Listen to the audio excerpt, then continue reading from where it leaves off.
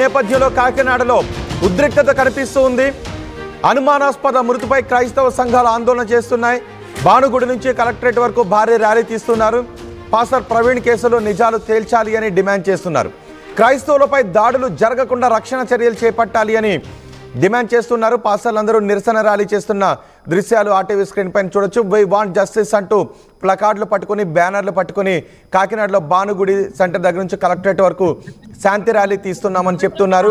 క్రైస్తవులపై జరుగుతున్న దాడులు ఆపాలి అని డిమాండ్ చేస్తున్నారు. పాస్టర్ మరణం వెనుక ఉన్న వాస్తవాలు బయటకు చెప్పాలి అని డిమాండ్ చేస్తున్నారు.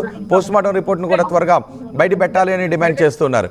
కాకినాడ నుంచి పాస్టర్లు చేస్తున్న ఆందోళనపై పూర్తి సమాచారం అందించడానికి మా ప్రతినిధి ప్రకాష్ మనకు అందుబాటులో ఉన్నారు. ప్రకాష్, పాస్టర్ల డిమాండ్ ఏంటి?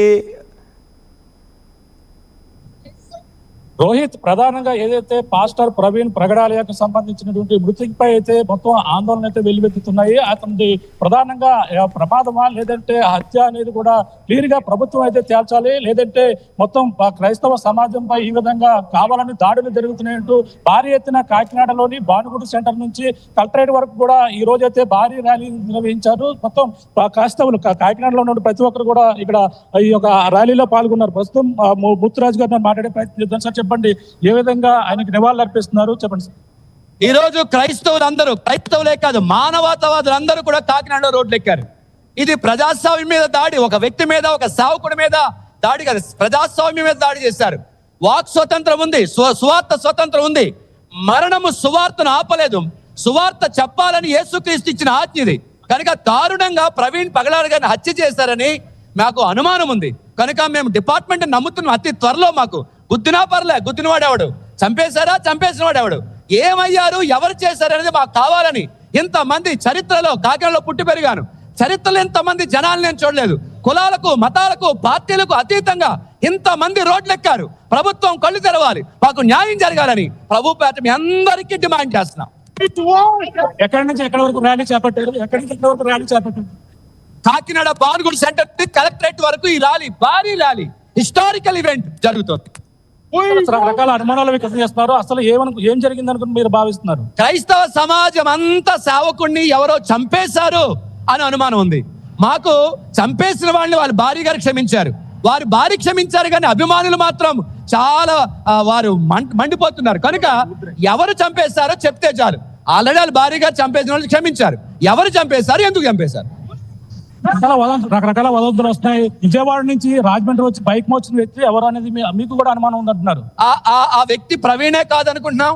ఒకవేళ ప్రవీణ్ అయ్యి ఉంటే చాలా భయపెట్టి, గన్లు పెట్టి ముందే భయపెట్టేసి రూమ్ లో నువ్వు ఆ షాప్కి వెళ్ళి ఇది కొనని, వాళ్ళు లేకపోతే మీ కుటుంబాన్ని నాశనం చేస్తామని, ఇలాంటి ఆయన భయపెట్టేసి చేయించారనేది అనుమానం ఉంది.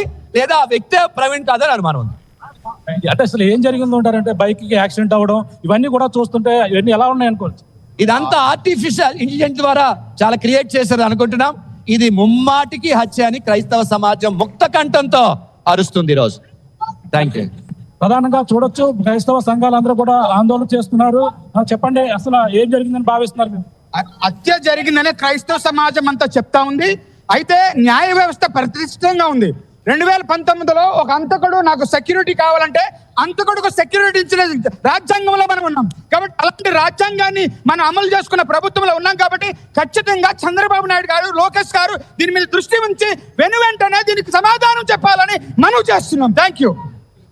ఏం జరిగింది అనుకుంటున్నారు? అసలు హత్య జరిగిందని అనుకుంటున్నాం సార్. ఇది హత్య జరిగింది అనుకుంటున్నాం. మరి అయితే దాని గురించే మేము ఇంత ర్యాలీ చేస్తున్నాం, శాంతి ర్యాలీ చేస్తున్నాం. కోపంతో కాదు, ప్రేమతో చేస్తూ ఉన్నాం. కాబట్టి కంపల్సరీగా దీన్ని చర్య తీసుకోవాలని నాయకులకి తెలియజేస్తున్నామండి. ఇలా క్రియేట్ చేస్తున్నారు. బైక్ మీద యాక్సిడెంట్ అయి పడిపోవడం, బ్రాంచ్ షాప్ దగ్గర వెళ్ళారని ఇలాంటివన్నీ కూడా వదంతులు వస్తున్నాయి. ఎలా చూడాలంటే ఇది యాక్సిడెంట్ కాదని అర్థమవుతుంది సార్.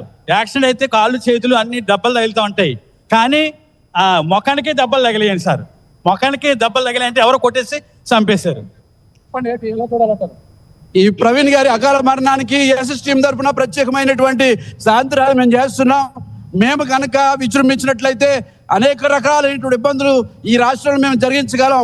కానీ ప్రభువు మాకు చూపించినటువంటి ప్రేమ, ప్రభువు మాకు నేర్పించినటువంటి ప్రేమలోనే మేము ముందుకు వెళ్తున్నాం. కాబట్టి ప్రభుత్వం తరపు నుంచి మాకు న్యాయం జరగాలని, ఈ ప్రత్యేకమైన పోరాటాన్ని సపోర్ట్ చేయాలని ఈ మాటలు తెలియజేస్తున్నాం. Thank you.